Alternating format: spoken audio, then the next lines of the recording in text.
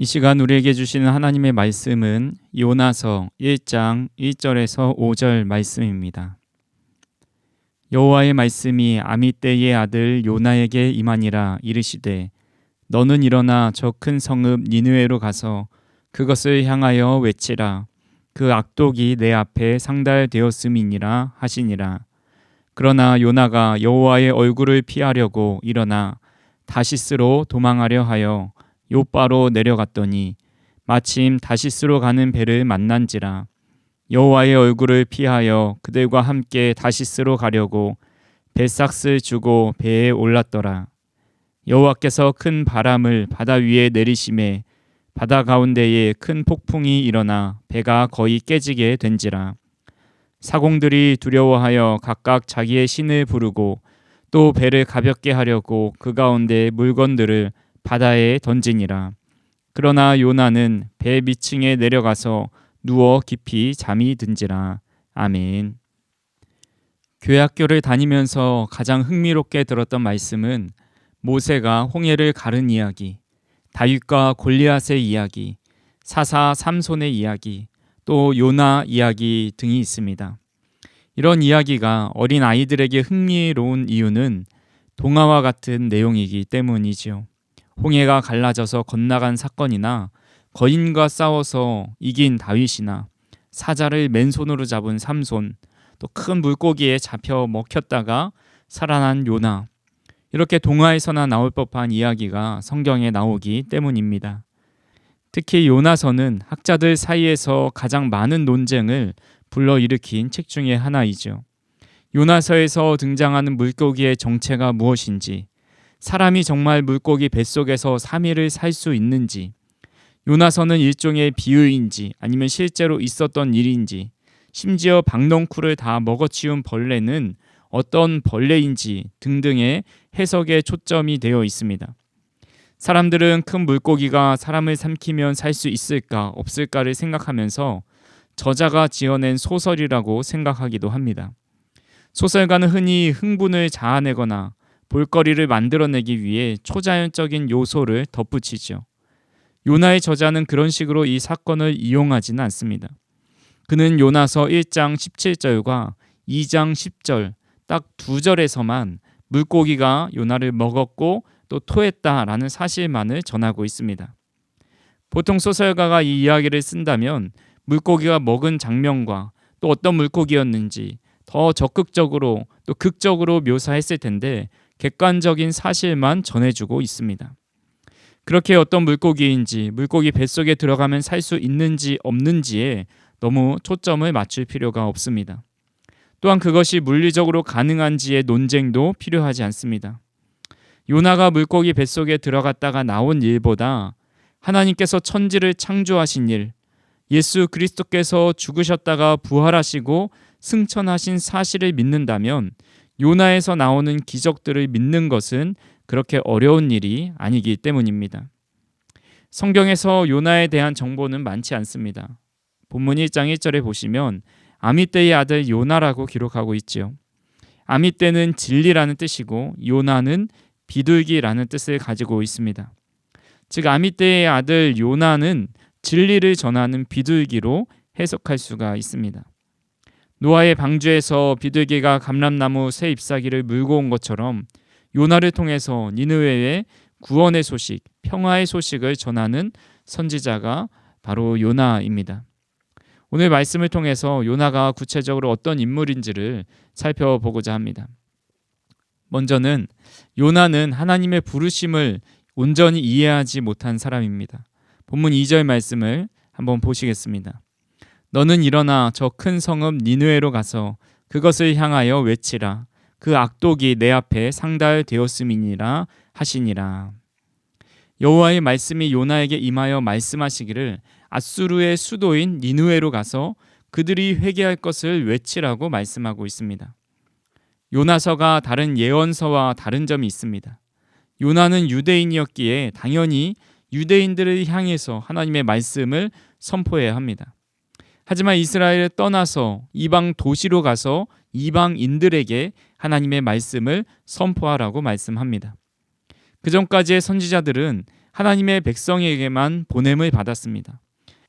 예레미야, 이사야, 아모스가 이방 나라들에게 그런 주시는 예언을 전하기도 했지만 그중 누구도 다른 나라로 직접 가서 하나님의 말씀을 그들에게 전하지는 않았습니다.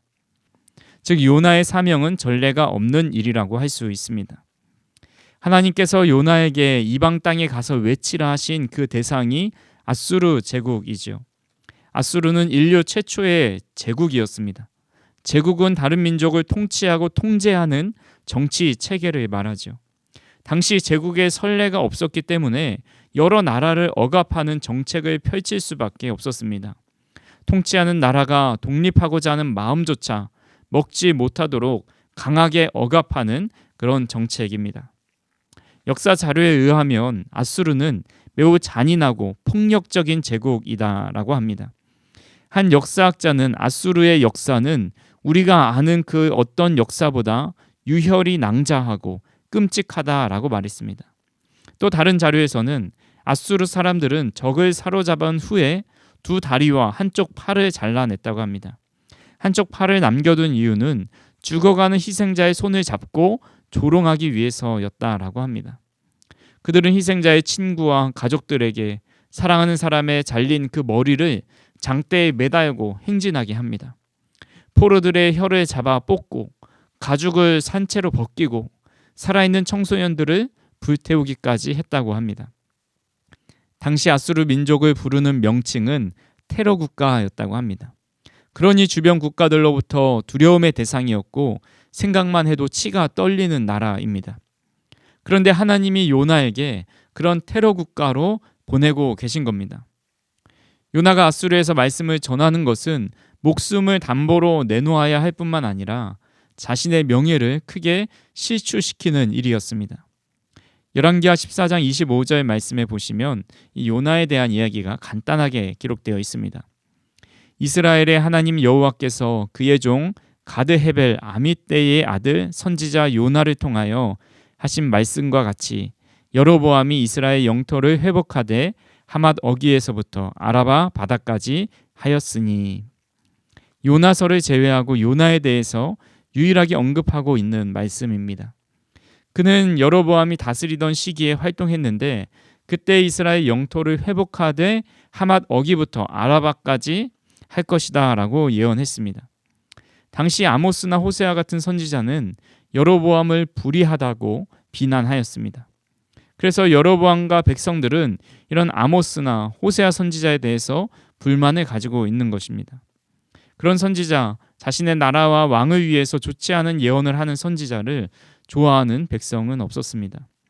하지만 요나는 국가의 힘과 영향력이 다시 회복될 것을 예언했습니다. 그래서 왕을 비롯해서 이스라엘 백성들에게는 그가 나라를 사랑하는 민족의 선지자다라고 여겼습니다. 아수르를 가만히 내버려 두면 스스로 망하게 돼서 큰 대적이 없어지게 될 텐데 요나는 적대국에 가서 회복을 선포해야 합니다. 만약 그것으로 인해서 그들이 용서받고 더 강한 나라가 된다면 조국을 배반하는 일을 하고 있는 것이 됩니다. 2006년 창끝이라는 영화가 개봉한 적이 있습니다. 당시 50년 전 아마존 정글에서 숨진 5명의 미국인 선교사를 추모하면서 만든 영화이지요. 지구상에서 가장 폭력적인 부족으로 알려져 있는 아마존 정글 와오다니 부족의 네이트 세인트, 피트 플레밍, 짐 엘리엇, 에드 맥컬리, 로저 유데리안 이렇게 5명의 젊은 미국 선교사들이 찾아갑니다. 그러나 원주민들은 그들이 자신을 죽이러 온 줄 알고 창끝으로 찔러 죽입니다. 그로부터 3년 뒤 순교자 부인들은 자신들의 남편이 미처 증거하지 못한 복음을 와오다니 종족에게 증거하기 위해서 정글로 들어갑니다. 그때 네이트 세인트의 아들도 같이 가는데 그곳에서 아버지를 죽인 사람을 만납니다. 아버지를 죽인 사람이 세인트의 아들에게 아버지의 복수를 하라고 하지만 이 아들은 복수를 하지 않고 30년 동안 그들과 함께 지내면서 아버지를 죽인 그 사람의 양자가 됩니다. 와우다니 부족은 지구상 가장 잔인한 부족 사회 중 하나여서 종족 분쟁으로 60%가 살해되곤 했습니다. 그래서 할아버지가 손자를 보는 것은 거의 있을 수가 없는 일입니다. 하지만 이들에게도 복음이 전해져서 20%에서 40%가 기독교로 개종하면서 분쟁이 그치고 역사상 최초로 할아버지가 손자를 볼 수 있는 그런 시대를 맞이하였다라고 합니다. 인간의 생각으로는 도저히 자신의 남편을 죽인 사람에게 복음을 전하러 간다는 것이 이해가 되지 않습니다. 하지만 순교자의 부인과 자녀는 원수에게 복음을 들고 갔고 그것을 복음으로 변화시켰습니다. 우리로서는 도저히 이해할 수가 없는 것이죠. 그런 면에서 요나는 우리와 성정이 같은 사람이다라는 생각이 듭니다. 자신을 억압하고 사람들을 무참히 학살하는 그 앗수르를 향해서 심판의 메시지를 전하라는 하나님의 말씀을 이해하지 못했습니다. 그리고 더욱이 요나가 화가 나는 것은 그들에게 하나님의 뜻을 전했을 때 그들이 회개하면 하나님이 그들을 용서하실 것이다 라는 것을 알고 있었기 때문입니다. 요나서 4장 1절과 2절에 이렇게 말씀합니다. 요나가 매우 싫어하고 성내며 여호와께 기도하여 이르되 여호와여 내가 고국에 있을 때에 이러하겠다고 말씀하지 아니하였나이까. 그러므로 내가 빨리 다시스로 도망하였사오니 주께서는 은혜로우시며 자비로우시며 노하기를 더디하시며 인애가 크시사 뜻을 돌이켜 재앙을 내리지 아니하시는 하나님이신 줄을 내가 알았음이니이다. 요나는 하나님의 차별이 없으시고 무한하신 그 사랑을 너무나도 잘 알고 있었습니다.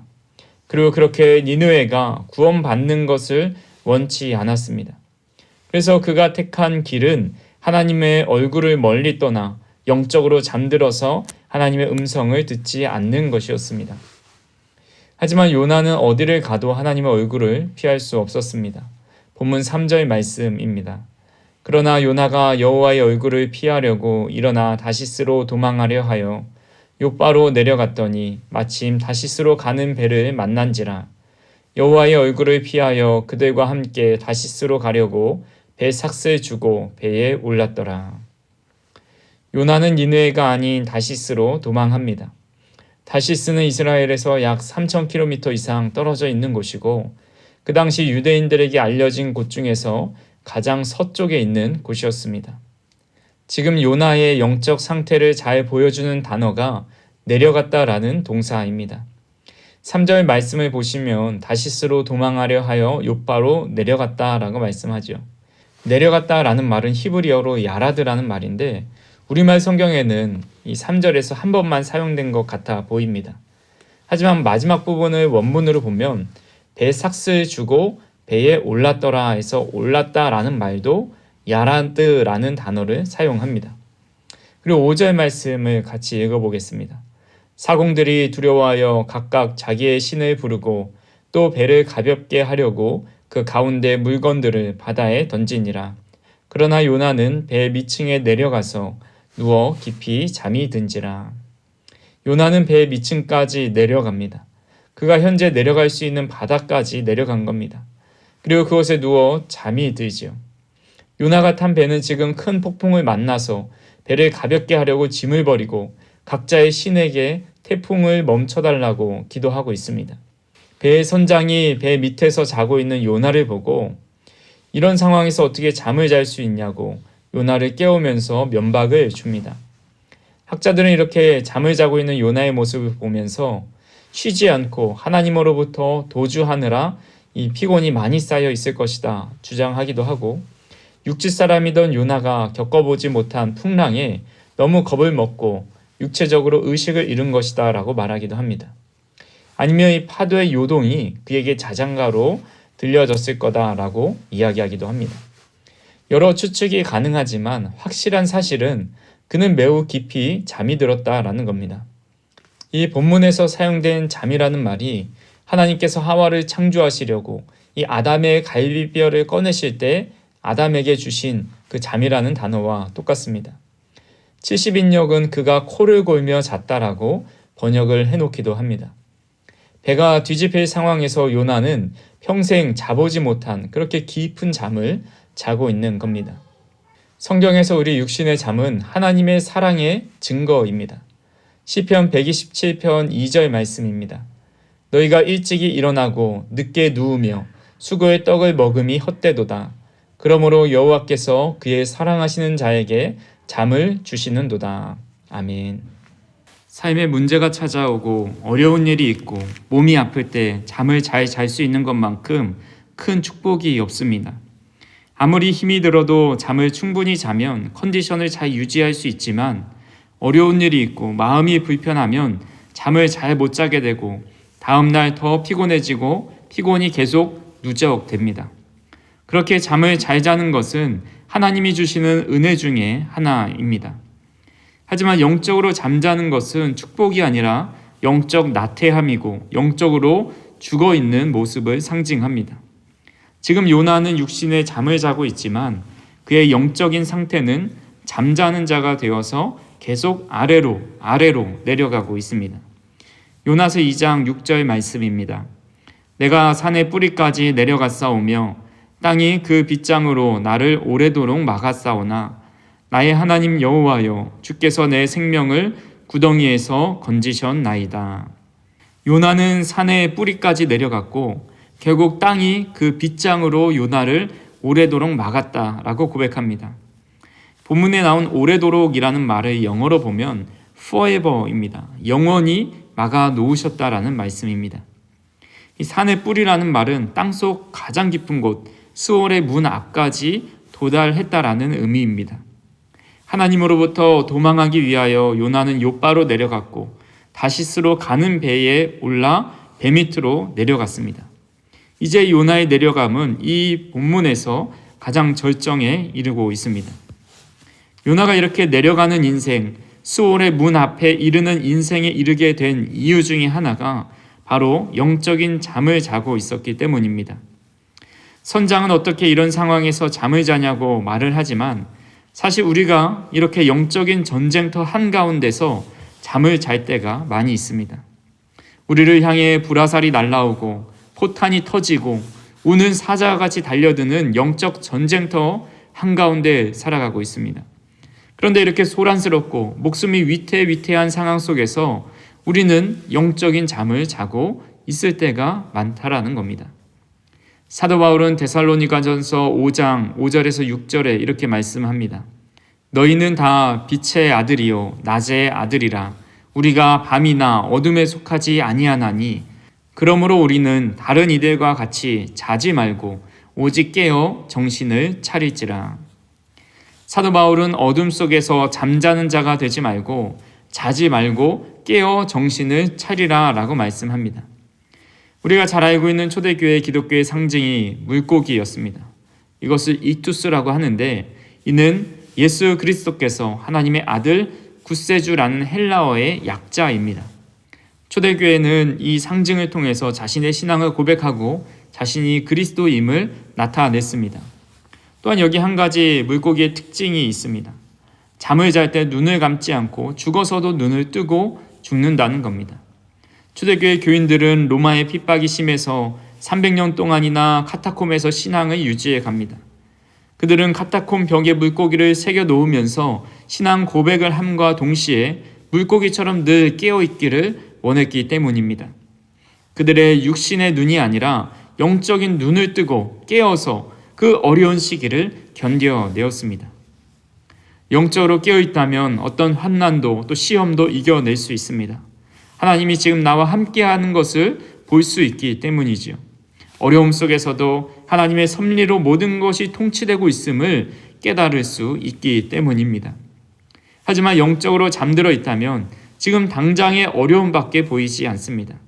그렇게 간절히 바라기는 영적으로 깨어 있어서 점점 스올의 문을 향해서 내려가는 것이 아니라 하나님의 존귀하신 뜻을 향해 높이 날아오를 수 있는 저 우리 성도님들이 되기를 주님의 이름으로 축원합니다. 또 한 가지 우리가 살펴볼 것은 하나님은 요나를 그 스올의 문 앞에 내버려 두지 않으셨다라는 사실입니다. 요나서 2장 7절 말씀입니다. 내 영혼이 내 속에서 피곤할 때에 내가 여호와를 생각하였더니 내 기도가 주께 이르렀사오며 주의 성전에 미쳤나이다. 7절 말씀은 탕자가 가장 밑바닥까지 떨어졌다가 아버지를 기억하고 아버지께 돌아오는 그 모습을 연상시킵니다. 일반적으로 선지자는 늘 하나님의 말씀에 순종하고 하나님 안에 거했던 사람입니다. 하지만 요나는 선지자 중에 유일하게 하나님의 말씀에 불순종하고 하나님의 얼굴을 떠나 멀리 도망간 사람입니다. 그래서 요나를 구약의 탕자로 부르기도 합니다. 중요한 것은 아무리 수월 깊은 곳에 있다 할지라도, 탕자처럼 아무리 멀리 떠나 있다 할지라도 하나님은 그 기도 소리를 들어주시고 돌이키는 죄인을 기쁘게 받아주신다라는 사실입니다. 요나서 2장 2절에 이렇게 말씀하고 있습니다. 이르되 내가 받는 고난으로 말미암아 여호와께 불러 아뢰었더니 주께서 내게 대답하셨고 내가 스올의 뱃속에서 부르짖었더니 주께서 내 음성을 들으셨나이다.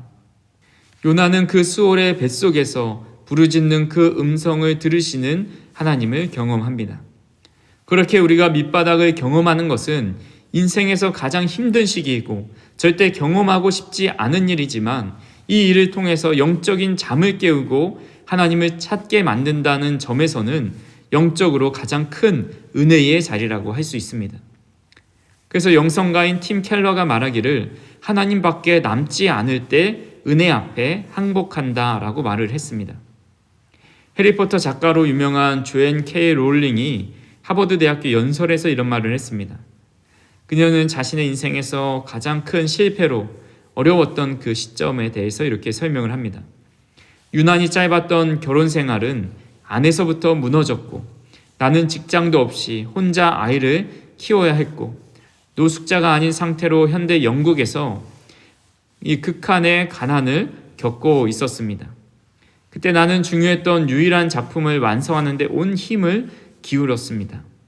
내가 다른 부분에서 하나라도 성공을 거두었더라면 진정한 나의 영역인 이 글쓰기 분야에서 성공해야겠다라는 일념을 갖지 못했을 것입니다. 한마디로 그녀는 자신의 성공이 여러 실패 위에 세워졌다라고 말을 했습니다. 만약 요나가 아무런 어려움 없이 다시스로 가게 되었다면 어떻게 되었을까요? 영원히 잠자는 선지자가 되었고 지금까지 우리는 요나의 이름을 알 수 없었을 겁니다. 하지만 하나님은 그가 하나님의 얼굴을 피해서 도망하는 순간부터 그를 깨워서 하나님의 일을 하도록 모든 상황을 준비시키셨습니다. 4절에 보시면 여호와께서 큰 바람을 바다 위에 내리셨고 또 17절에 보시면 여호와께서 이미 큰 물고기를 예비하셨다라고 말씀합니다. 그리고 요나가 깊은 곳에서 기도하기를 기다리셨다라는 듯이 그의 기도를 들으시고 그를 건지셨습니다. 그리고 다시 니느웨를 향해서 가게 하십니다.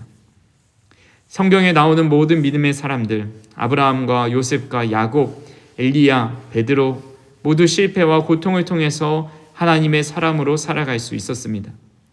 우리 주변에도 앞에 나와 간증하라 하신다면 하루를 다 들어도 모자랄 정도로 이 숱한 어려움을 경험하고 그 어려움에 잠식되어 신앙을 포기하는 것이 아니라 오히려 하나님을 찾고 하나님의 은혜를 경험했다라고 말할 수 있는 분들이 많이 있을 겁니다. 그렇게 요나를 통해 우리가 배우게 되는 것은 영적으로 깊은 침체 가운데 있을 때 아무리 깊은 곳, 아무리 멀리 있다 할지라도 하나님께 기도하는 그 기도를 하나님은 들어주신다라는 겁니다. 듣는 것에 그치지 않으시고 우리를 건져내 주신다라고 말씀하고 있습니다. 그렇게 우리가 아무리 깊은 바닷속 밑에 있다 할지라도 하나님께 간구하며 기도할 수 있기를 간절히 소망합니다. 마지막으로 살펴볼 것은 그렇게 하나님의 구원하심을 받았음에도 요나는 크게 변하지 않았다라는 겁니다. 그는 니느웨 성에 가서 하나님의 말씀을 전하지요. 요나서 3장 3절에서 4절 말씀입니다. 요나가 여호와의 말씀대로 일어나서 니느웨로 가니라. 니느웨는 사흘 동안 걸을 만큼 하나님 앞에 큰 성읍이더라. 요나가 그 성읍에 들어가서 하루 동안 다니며 외쳐 이르되 40일이 지나면 니느웨가 무너지리라 하였더니 요나는 니느웨로 가서 3일 동안 걸으면서 전해야 할 하나님의 말씀을 단 하루 동안만 다니면서 하나님의 뜻을 전합니다. 요나는 단 하루 동안 온전히 하나님의 말씀을 선포하는 일에만 과연 전념을 했을까요? 어떤 학자는 그가 날이 저물어 갈 무렵에 말씀 선포를 시작했다라고 주장하기도 합니다. 그리고 그가 선포했던 내용도 40일이 지나면 니느웨가 무너진다라는 그런 객관적인 사실, 또 예언의 사실에 대한 부분입니다. 어떻게 하라는 내용은 없습니다. 다시 회개해야 되고 하나님을 찾아야 되고 무릎 꿇어야 된다, 이런 말은 전혀 해주지 않습니다. 하지만 그 도시는 왕과 대신들이 조서를 내려서 니느웨 전체에 선포합니다. 요나서 4장 7절에서 9절 말씀입니다. 왕과 그의 대신들이 조서를 내려 니느웨에 선포하여 이르되 사람이나 짐승이나 소떼나 양떼나 아무것도 입에 대지 말지니 곧 먹지도 말 것이요 물도 마시지 말 것이며 사람이든지 짐승이든지 다 굵은 베옷을 입을 것이요 힘써 하나님께 부르짖을 것이며 각기 악한 길과 손으로 행한 강포에서 떠날 것이라. 하나님의 뜻을 돌이키시고 그 진노를 그치사 우리가 멸망하지 않게 하시리라. 그렇지 않을 줄을 누가 알겠느냐 한지라. 놀라운 회개의 역사가 니느웨 성에 일어납니다. 하나님은 그들의 행한 것을 보시고 하나님의 뜻을 돌이켜서 재앙을 내리기를 철회하시죠. 놀라운 하나님의 은혜입니다. 니느웨 성은 큰 은혜 가운데 있을 때 요나만은 하나님 앞에 원망하고 있습니다. 그리고 자신의 생명을 걷어갈 것을 간구하죠. 그렇게 지쳐있는 요나가 성읍 동쪽에 앉아서 초막을 짓고 쉬고 있는데 하나님이 박넝쿨을 예비하셔서 요나에게 그들을 주시고 그의 괴로움을 면하게 하십니다. 그렇게 지쳐있는 요나가 성읍 동쪽에 앉아서 초막을 짓고 쉽니다. 하나님이 박넝쿨을 예비하셔서 요나에게 그늘을 주시고 그의 괴로움을 면하게 해주십니다. 요나는 박넝쿨로 크게 기뻐하지만 하나님은 다음날 새벽에 벌레를 예비하셔서 그 박넝쿨을 다 갉아먹게 하시죠. 아침에 하나님께서 예비하신 뜨거운 동풍으로 인해서 요나가 너무 뜨거워 또다시 죽을 것을 간구합니다.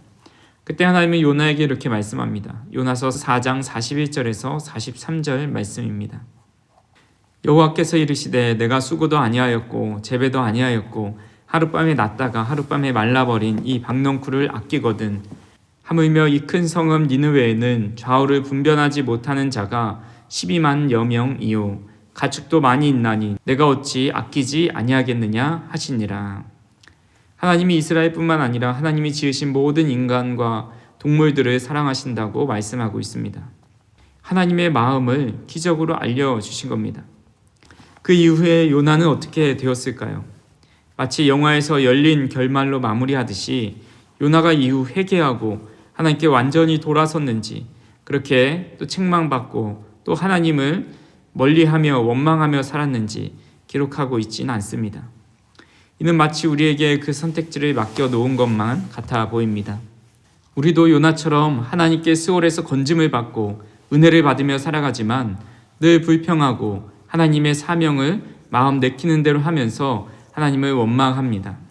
그때 하나님은 자신의 마음을 알려주시지요. 우리의 잘못을 깨닫게 하십니다.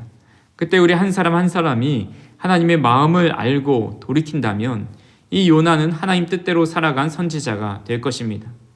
반대로 여전히 반복하며 하나님께 불평하며 살아간다면 결국 하나님의 마음을 모르고 또다시 하나님을 떠난 탕자 요나가 될 것입니다.